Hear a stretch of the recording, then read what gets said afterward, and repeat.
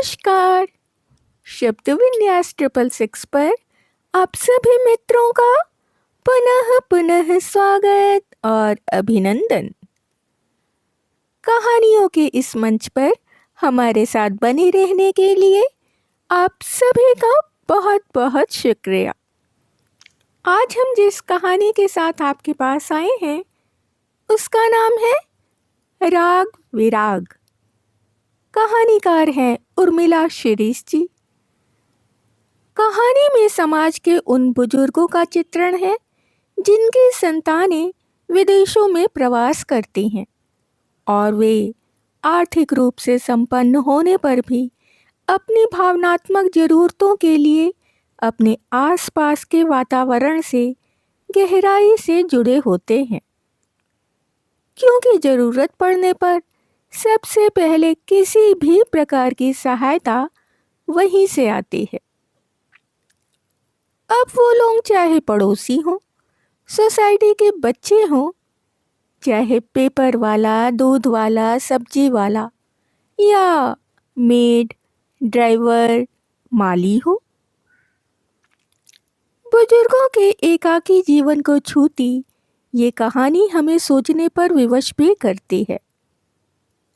अब हम कहानी की ओर बढ़ते हैं, तो सुनना प्रारंभ करें। घर में सन्नाटा पसरा है, ऐसा सन्नाटा जो उनके मन से लेकर घर की दरों दीवारों तक को अपनी चुप्पी में समेटे हुए है। आज सुबह ही बेटा और उसका परिवार गया है। साल में 1 महीने के लिए आते हैं वे। यह 1 महीना उनके जीवन में सारे उत्सवों के रंग और खुशियां बिखेर देता है। दुनिया जहान की खुशियां बिखर जाती हैं। हर पल खुशी की तरंगों पर नाचता मन, ढेर सारी बातें, भांति भांति के शोर, संगीत, डांस, खाने पीने की चीज़ों का ढेर, लोगों का आना जाना, बेटे की सबसे मेल मुलाकात। कब दिन होता था और कब रात, पता ही नहीं चलता था। समय को इतनी जल्दी बीतते उन्होंने कभी नहीं देखा था, ना महसूस किया था। लेकिन उसके रवानगी के पहले का 1 हफ्ता, धूप, चांदनी, दिन, रात बातों को धीमा कर देता था। उन्हें लगने लगा था वे नदी की धार में धीरे धीरे बह रही हैं। अलमारियों पर रखे खाली बैग उतारे जाने लगते, उनकी धूल साफ की जाने लगती। शॉपिंग से आए थैलों का सामान उनमें जमने लगता। जैसे जैसे बैगों में सामान जमता, उनका मन भारी होने लगता। सांस कहीं अवरुद्ध होने लगती तो गले में कुछ फंसने लगता। आंसू भीतर ही भीतर उमड़ने लगते। पानी भरे मेघ आकाश में एकाकार होने लगते। कुछ कुछ वैसा ही वे महसूस करती। आंसू निकलकर चश्मे की कमानी से रुक जाते। बेटा इधर उधर आते जाते माँ की आंखों को देख लेता। उसने अपनी माँ की आंखों को सबसे ज्यादा समझा और आत्मसात किया है। यह क्या माँ? वह उनके छोटे छोटे कंधों को थामकर अपनी चौड़ी छाती से लगा लेता। बस बेटा, यूं ही। वे अपने काम में लग जाती। बेटा उनके जीवन का अंश है जो आज अपने समग्र रूप में खड़ा है। उनके सपनों को साकार करता उनकी आत्मा की प्रतिच्छाया है। उन्होंने मन को समझा लिया था कि बेटे को विदा करते वक्त आंसू की 1 बूंद तक नहीं आने देंगी।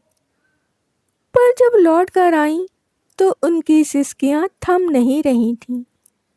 सिसकियां रुलाई में बदल गईं और रुलाई पानी की तरह फैलने लगी। पड़ोसिन बाहर निकल कर आई। यह क्या रोहिणी जी, संभालिए अपने आप को, बुरा तो लगता ही है बच्चों के बाहर जाने पर। उन्होंने स्वयं को संभाल लिया था। यह क्या, इतनी कमजोर तो वे कभी न थी। दिन भर यूं ही बेचैन सी तड़पती रहीं। बिखरा सामान समेटते हुए हाथ पांव कांप रहे थे।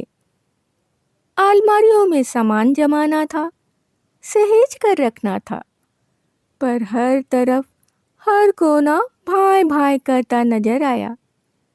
बेजान चीजें भी सजीव होकर सुख दुख का बोध करवाने लगती हैं। वे बाहर निकल आईं। बाहर जो बाहर से बाहर दिखाई दे रहा था, वह भी उन्हें बाहरी ही लगा। दूर दूर तक कोई दिखाई नहीं दिया। थोड़ा और आगे चली। उनके नाजुक पतले पांव स्वतः ही उस सड़क पर चलते चले जा रहे थे। क्षण भर के लिए रुकी। वर्मा जी के बगीचे में माली दिखाई दिया। उसकी पीठ उनकी तरफ थी और चेहरा गमलों की तरफ। मन ने कहा, माली को आवाज लगाई जाए, लेकिन जानती हैं कि माली नाराज है, रूठा हुआ। बेटे ने डांट कर भगा दिया था। जब चाहे तब चले आते हो, कोई एक दिन तय कर लो, समय तय कर लो। माँ को कितनी परेशानी होती है। इतना कहना भर था कि वह गमलों की मिट्टी को यूं ही छोड़कर चला गया था। गमले सूख रहे थे, मिट्टी पपड़ा गई थी, खुरपी वहीं पड़ी थी, और वो उपेक्षा और अपमान से भरा चला गया था।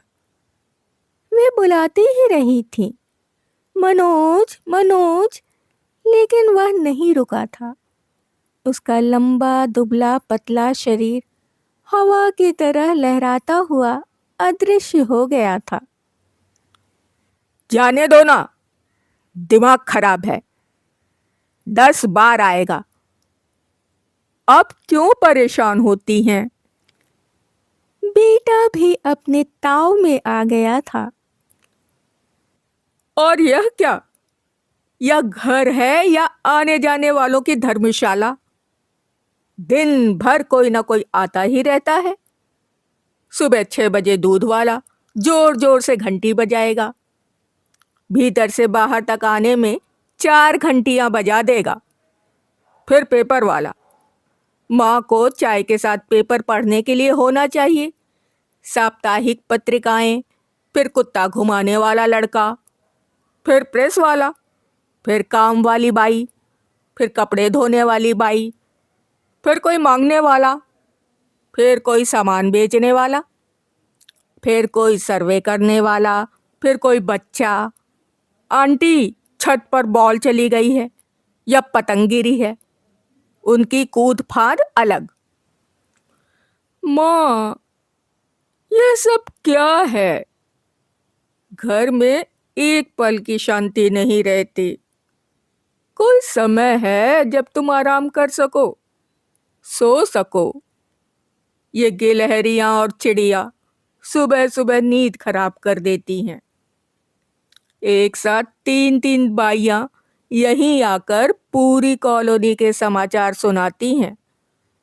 हाँ, तुम भी कितनी बातें करती हो। घर में औरतें ही औरतें नजर आती हैं। मेरा तो दिमाग ही काम नहीं कर रहा है। हर पल चैं चैं पैं पैं।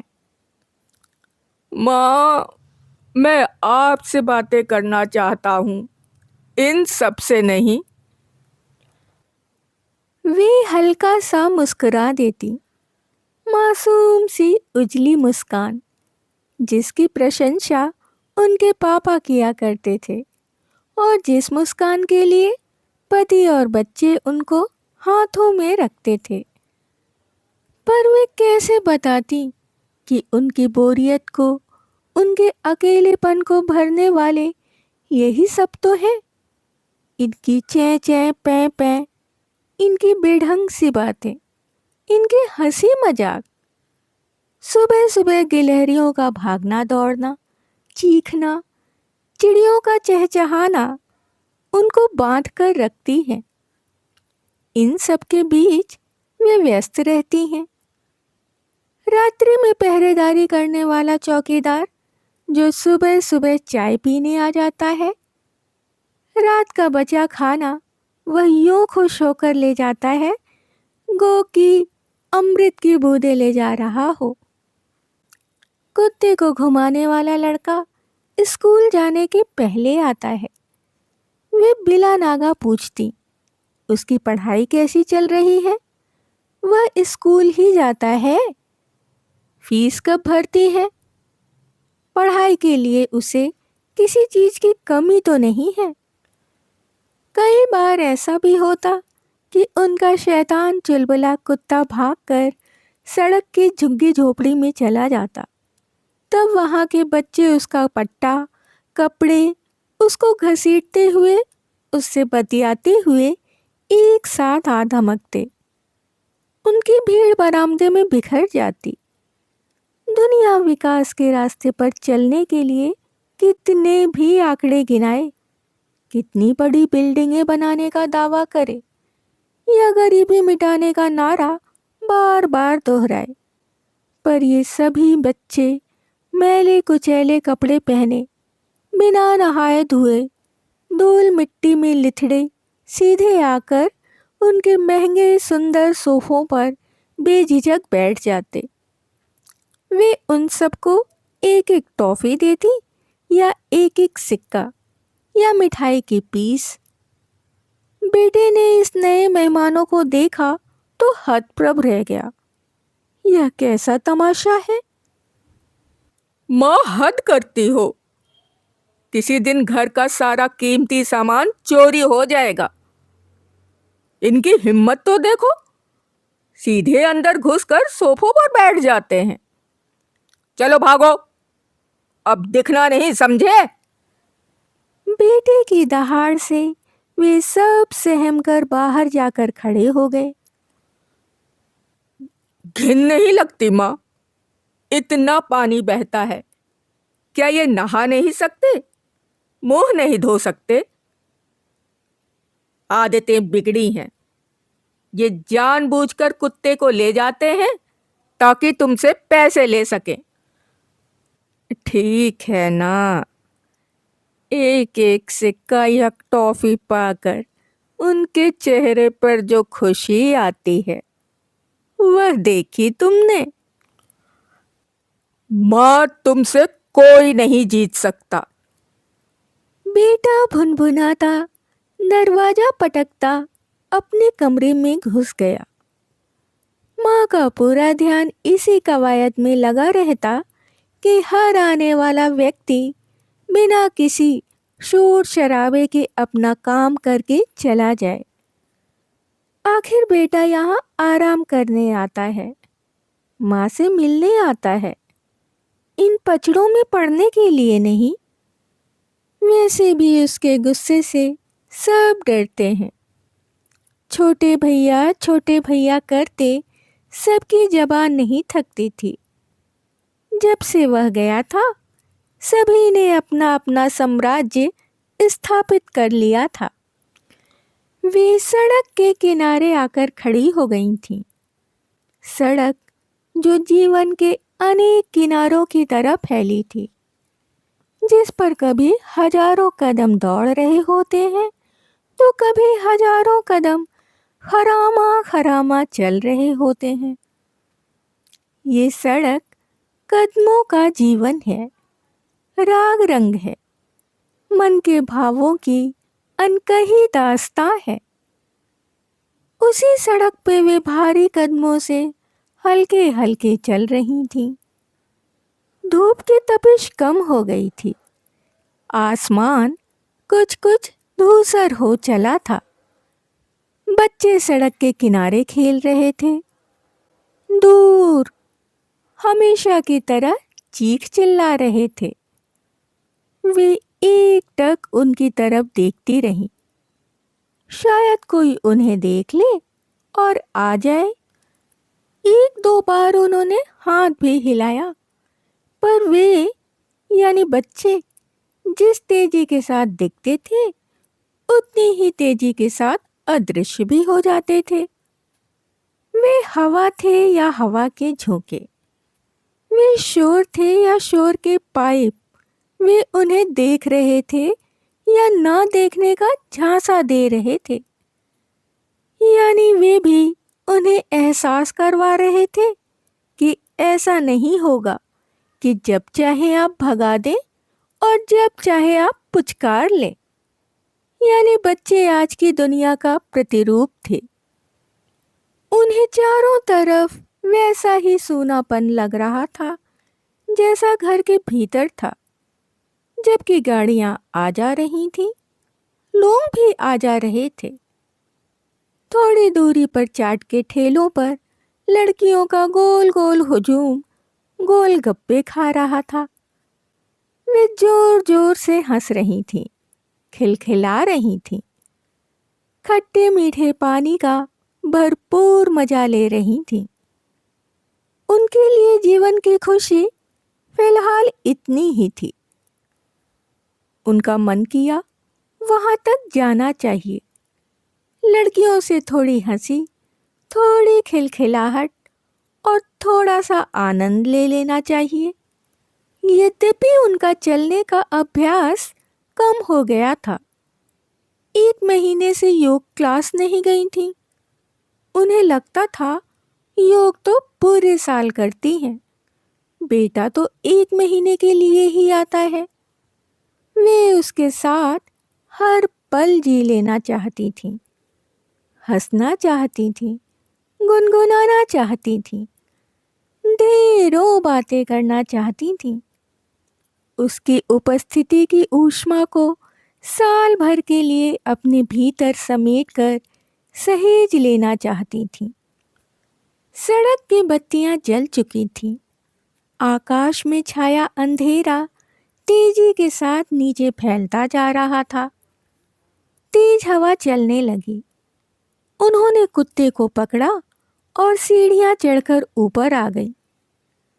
लगा महीनों की थकान से देह पस्त हो गई है। इतनी थकान, इतनी सुस्ती। फिर भी जाकर मंदिर में दीपक जलाया। बाहर खिड़की पर बिल्ली बैठी थी। सुबह का ठंडा दूध उसके सामने रख दिया। कुत्ता भौंक भौंक कर अपना एकाधिकार जता रहा था, पर वे बिल्ली से उसके हालचाल पूछ रही थी। यह भी शिकायत कर रही थी कि वह इतने दिनों से कहाँ थी, क्यों नहीं आई। कुत्ते की गुर्राहट से दीवार के पीछे घोंसलों में बैठे गिलहरी के बच्चे भयभीत होकर इधर उधर भागने लगे। बेटे ने गिलहरी और उसके बच्चों का वीडियो बनाया था। बस यही एक चीज उसे पसंद आई थी। उसने पहली बार गिलहरी के बच्चों को जो देखा था। उन्होंने बेटे को फोन लगाया। नॉट रीचेबल आ रहा था। अभी तो वह फ्लाइट में होगा। सुबह ही तो गया है। सुबह से लेकर अब तक का समय लंबा क्यों लग रहा है? क्यों लग रहा था कि वह हफ्तों पहले चला गया है? कमरे में उसका लाया सामान नएपन के कारण चमक रहा था। एलसीडी, बर्तन धोने की मशीन। मना करती रही मगर नहीं माना। उसे यह देखकर कितना कष्ट हुआ था कि माँ को बर्तन धोने पड़ रहे हैं। बाइयाँ जब देखो तब चली जाती हैं। कभी बीमार हो जाती हैं तो कभी उनके रिश्तेदार मर जाते। उनके 100 रिश्तेदार होते। वे उन 100 रिश्तेदारों में से कभी भी किसी को भी मृत घोषित कर देती। 100 व्रत त्योहार करती। वे ऐसा जताती गोया इस पृथ्वी के तमाम विधि विधान तीज त्योहार, नाते रिश्ते उन्हीं की बदौलत चल रहे हों। गीता, मैं बोल रही हूँ। कैसी हो? ठीक हूँ मैडम जी। उधर से उदास आवाज आई। अरे, ऐसे भी कोई उदास होता है? तुमने भी तो भैया की शर्ट खराब कर दी थी। देखो, मैंने कहा था कि उसके आने पर नागा मत करना। यह सब तो चलता ही रहता है, बुरा नहीं मानते। कल से आ जाना, ठीक है? उधर से उसका भर्राया हुआ स्वर सुनाई दिया। जी मैडम जी। भैया ठीक से पहुंच गए? आपको रात बेरात जरूरत पड़े तो फोन कर लेना। अरे हाँ, भैया तेरे और बच्चों के लिए कुछ सामान छोड़ गए हैं। उन्होंने बात को न सिर्फ संभाला बल्कि एक भावनात्मक और खूबसूरत रूप भी दे दिया। दूसरे तीसरे दिन से उनका प्रेस वाला, उनका माली, उनका कुत्ता घुमाने वाला, उनके मांगने वाले, उनके सामान बेचने वाले, सबका आना जाना शुरू हो गया। वे सबको कोई ना कोई सामान दे रही थी या कहते हुए कि भैया देकर गए हैं। खादी 4 रोटियां हैं पर शीला को नहीं छुड़ाती। उसकी दोनों बेटियां कॉलेज में पढ़ रही हैं। बर्तन निकलते हैं 4-6 पर गीता ही मांजेगी। उसके ऊपर 3 छोटे छोटे बच्चों की जिम्मेदारी जो है। कपड़े धोने की मशीन है पर धोएगी मंजू ही। उसका पति जो नहीं है, अकेली कहाँ जाएगी। घर में मात्र 8-10 गमले हैं। स्वयं सफाई गुड़ाई निदाई कर सकती हैं, मगर माली की बेटी स्कूल में पढ़ रही है। एक घर छूटता नहीं कि उसकी फीस नहीं भरी जाती। आना जाना कितना और कहाँ कहाँ रहता है, मगर ड्राइवर को नहीं छुड़ाती।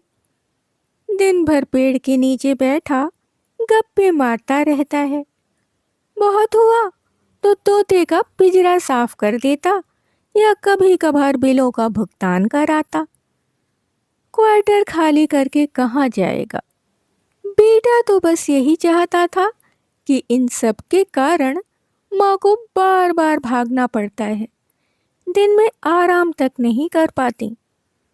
ये लोग माँ को धोखा ना दे दे, अकेला पाकर कुछ ऐसा वैसा ना कर दे।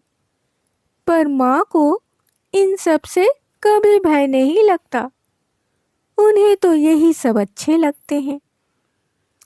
हाँ, उन्हें भय लगता है, शांति से। उन्हें अकेलेपन से डर लगता है। उन्हें घर के सन्नाटे और घर में फैली वीरानियत से घबराहट होती है। सच तो यह है कि उन्हें इन सब के बिना नींद नहीं आती। वे इन सब के साथ ही हंस पाती हैं, खिलखिला पाती हैं, कुछ बना खा पाती हैं। माँ, कैसी हो? हाँ, हम लोग ठीक से आ गए थे। आपने सब चीजें इंस्टॉल करवा ली? और सुनो माँ, वो सब यानी आपका परिवार कैसा है? बेटा हंसा, छोटी सी शरारती हंसी। इस तरह वह हंसता है तो उसके एक गाल में डिंपल पड़ता है। कौन सा परिवार? मेरा परिवार तो तुम लोग हो बेटा। नहीं माँ, वो परिवार कुत्ता, बिल्ली, तोता, गिलहरियाँ, छत पर आने वाली चिड़िया, शीला, गीता, धन्नो, पुष्पा, मनोज, बबलू और वे ढेर सारे बच्चे। वह हंसा, जोर से हंसा। उसकी आवाज में गहरी मिठास, आत्मीयता, संगीत से मधुरता थी जो उनके मन को छू गई। क्या ये तमाम किरदार किसी सुंदर कविता या गीत के पात्र नहीं होते? अन्यथा क्यों बेटे की आवाज में इतनी लय है, इतनी कोमलता है, इतनी आत्मीयता है? हंसी उड़ा रहे हो? माँ ने उलाहना दिया। नहीं माँ, हंसी नहीं उड़ा रहा हूँ। माँ, उन सबको बुला लेना और कुछ न कुछ दे देना। मैंने सबको डांट दिया था, आने के लिए मना कर दिया था, पर बाद में लगा वहाँ वे सभी तो आपका ख्याल रखते हैं। बेटे की आवाज भारी होने लगी। वह गला साफ करने का बहाना बनाने लगा। क्षणिक खामोशी के बाद वह बोला, सुन रही हो ना माँ? क्या हुआ? उसने अपनी आवाज को सामान्य रखने की कोशिश की। जानता है माँ की आंखें आंसुओं की दहलीज पर खड़ी हैं। हाँ बोलो, सुन रही हूँ। माँ ने अपने रुलाई को भरसक दबाया। सबको बुला ही लेना माँ। गीता की लड़की को सुला लिया करो। बेटे की चिंता और दुलार भरी आवाज उनके कानों से होती हुई छाती में लहरों की तरह थप थप कर रही थी। दो छोरों पर खड़े वे दोनों रो रहे थे, मगर ऐसा जाहिर कर रहे थे मानो दोनों अपनी अपनी जगह खुश हों। तो आज कहानी यहीं तक। यदि कहानी आपको पसंद आई हो तो आप इसे लाइक कर सकते हैं, मित्रों और परिवारजनों में शेयर भी कर सकते हैं। जो भी सदस्य पहली बार चैनल पर आए हैं वो चैनल को सब्सक्राइब कर ले और बेल आइकन को दबाना बिल्कुल भी ना भूलें। कहानियों और उनके प्रस्तुतिकरण से संबंधित यदि कोई विचार, सुझाव, आलोचना या फरमाइश आपके पास हो तो उसे कमेंट्स के जरिए हम तक आने दें। इसके अतिरिक्त अपने पसंद की कोई कहानी, उपन्यास या अपने पसंदीदा किसी लेखक की कोई रचना यदि आप हमारे द्वारा सुनना चाहते हैं तो उसके लिए भी आप हमें कमेंट्स में लिख सकते हैं। अभी के लिए विदा। शुक्रिया।